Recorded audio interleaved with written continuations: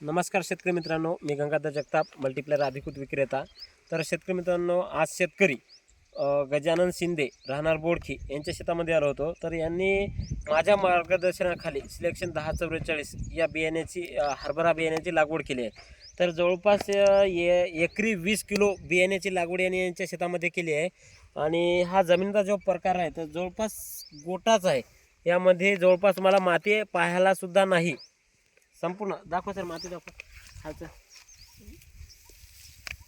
जवळपास सगळं गोट्याचंच रान आहे.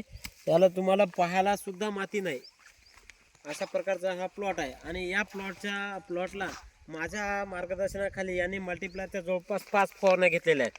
तर त्यांना त्यांच्या शेतामध्ये कशा प्रकारे रिझल्ट आणि थोडक्यात ते शेतकरी अनुभव व्यक्त करतील. तर नमस्कार. तर तुम्ही या शेतामध्ये माझ्या मार्गदर्शनाखाली सिलेक्शन 1044 ही व्हरायटी तुमच्या शेतामध्ये लागवड केलेली आहे. हो. तर याला सुरुवातीपासून माझ्या म्हणण्यानुसार तुम्ही ट्रीटमेंट घेतलेलं आहे. तर तुम्हाला कशा प्रकारे रिझल्ट वाटले?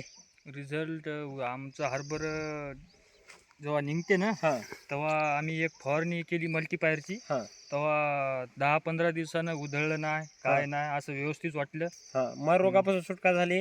चेक हो, मर रोग पडलाच नाही. मर रोग पडलाच नाही. तर जवळपास शेतकरी मित्रांनो बघू शकता, अशा प्रकारे यांच्या शेतामध्ये झाडे झालेली आहेत. आणि याला तुम्ही जर मोजा गेले तर फांद्या पण मोजणं होऊ शकत नाहीत, अशा फांद्या झाल्या. आणि एकच झाड आहे, तुम्ही बघू शकता. जवळपास अशाच प्रकारचे सगळे झाड आहेत. हो, टोटल कोणते? आणि तुम्हाला जर हा प्लॉट बघायचा असेल तर बोडकी इथे डॉक्टर धनाजी शिंदे यांना संपर्क करून त्यांच्या शेतामध्ये तुम्ही येऊ शकता. हा धनाजी शिंदे यांचा मुलगा आहे.